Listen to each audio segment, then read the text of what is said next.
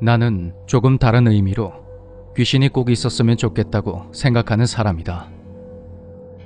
나 또는 누군가의 생명이 다하고 난 후 아무런 흔적조차 없는 세상이라면 그것이 더 공포스럽지가 않을까?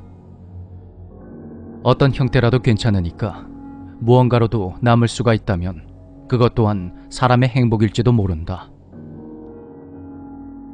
살면서 겪은 기이한 경험들 중에 하나를 풀어볼까 한다. 때는 1996년의 어느 날, 당시 20살이었던 나는 만화방에서 만화책을 보며 시간을 보내고 있었다. 그때 삐삐가 울렸다. 보통 모르는 번호로 연락이 오면 무시했는데 그날은 왠지 그 낯선 번호에서 묘한 불길함이 느껴졌다. 나는 잘못 온 호출이길 바라며 연락을 했다.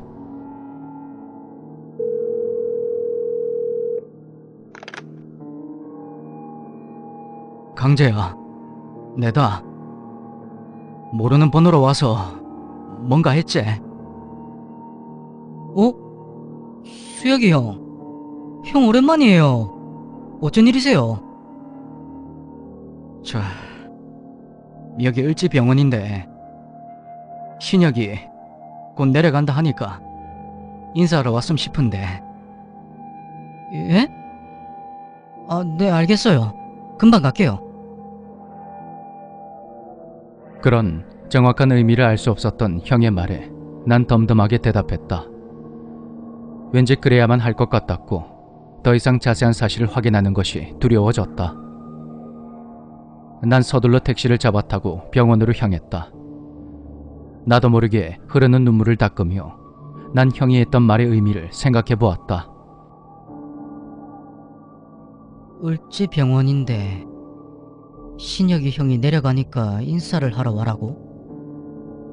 그러니까 다쳐서 병원에 있는데 요양하러 고향에 내려가게 됐으니까 얼굴 보러 오라는 말이겠지? 그래, 설마 별일 아닐 거다. 하지만 그런 나의 바람과는 달리 수혁이 형은 병원에 도착한 나를 장례식장으로 안내했다. 그리고 그곳에는 신혁이 형의 영정사진이 놓여져 있었다. 이럴 수 없다. 형, 신혁이 형. 순간 온 세상이 비틀리듯 시야가 흐려지기 시작했다. 난 믿기지 않는 이 상황을 억지로 받아들여야 했고 고향으로 내려가는 며칠 동안 차라리 기절이라도 하기를 바랬다. 맨정신으로는 너무도 큰 이 슬픔을 받아낼 자신이 없었다. 그렇게 난 장례가 치러지는 3일 동안 제정신이 아니었다. 누군가에게 하소연을 해도 이 슬픔은 절대로 나눌 수 없는 것이었다. 혹시나 형이 다시 살아나지 않을까 싶어서 문이 잠긴 시체 보관소의 틈을 붙잡고 움직이길 소망하고 또 소망했다. 하지만 기적은 일어나지 않았고 죽음은 모든 걸 한순간에 끝내버렸다. 내가 세상에서 가장 좋아하고 존경하며 믿었던 선배는 그렇게 예고도 없이 내 곁을 떠나버렸다. 넋을 잃은 채 자취방으로 돌아온 나는 며칠간 식음을 전폐하며 지쳐 쓰러져 있었다. 나와 형이 각별한 사이라는 걸 잘 아는 가족들은 나를 끌고 여행을 가기도 했다. 차라리 기억 상실증이라도 걸려서 모든 걸 잊기를 바라며 그저 시간이 빨리 지나가기만을 기다리며 매일매일을 버텼다. 꿈에서라도 형을 한 번쯤 다시 만나길 빌고 또 빌어봤지만 그 기회는 쉽게 찾아오지 않았다. 얼마나 지났을까? 크나큰 슬픔도 내가 감당할 수 있을 만큼 세게 바랬고 조금씩 일상생활로 들어갈 무렵에 드디어 꿈에 선배가 나타났다. 비탈길을 걸어 올라가자 신혁이 형이 나뭇가지를 들고 바닥에 무언가를 끄적이고 있었다. 심심함을 달래기 위한 그 모습은 명랑없는 어린아이 같았다. 형, 여기서 뭐하노? 강재 임마, 내 얼마나 심심했는지 아나? 왜 이제 왔는데? 미안하다. 많이 기다렸나? 그래. 그래도 떠나기 전에 이렇게 볼 수 있어서 진짜 다행이다, 야. 떠나다니? 어딜? 그때의 나는 형이 이 세상 사람이 아니라는 걸 잊고 있었던 것 같았다. 그 말을 함과 동시에 난 잠에서 깨었고 기분이 참으로 묘했지만 그래도 형의 얼굴을 다시 볼 수 있음에 다행이라 생각했다. 난 날이 밝는 대로 신혁이 형의 여동생에게 전화를 걸었다.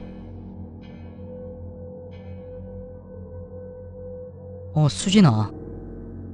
내 어제 신혁이 형 꿈 꿨는데 뭔가 좀 이상해서 전화했다. 형이 내한테 왜 이제 왔냐고 심심했다고 하더라고. 그러자 그녀가 깜짝 놀라며 이렇게 말했다. 강재 오빠. 오빠 설마 어제 우리 오빠 49제였던 거 알고 전화한 거가? 근데 지금 소름 돋았다. 49제? 그게 뭔데? 그랬다. 당시 20살이었던 나는 49제가 무엇이며 왜 하는 것인지 전혀 모르고 있었던 것이다. 실은 엄마가 강재 오빠 많이 힘들 거라고 연락하지 마라 해서 아무 말 안 한 거다. 오빠야가 강재 오빠 니 기다렸구만. 가족들만 조용하게 치렀는데. 그로부터 며칠 후, 난 뒤늦게 신혁이 형의 고향집을 찾아갔다. 늦었지만 그렇게라도 형에게 인사를 하고 싶었다. 형을 모셔둔 절을 찾아간 나는 또 한 번 놀라고 말았다. 절에 가는 길에 보니 꿈에서 보았던 비탈길과 신혁이 형이 나뭇가지로 글을 쓰고 있던 그 장소가 똑같이 있었던 것이다. 난 평소 들어보지도 못했던 49제 날에 형의 꿈을 꾸게 된 거고 그때 생전 보지 못했던 그 길을 꿈에서 미리 보았던 것이다.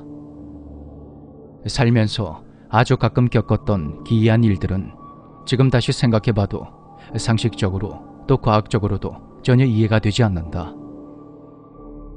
지금도 나는 늘 소망한다.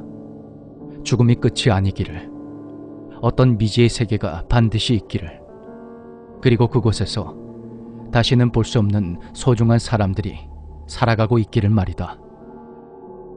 형은 지금쯤 어디에서 뭘 하고 있을까?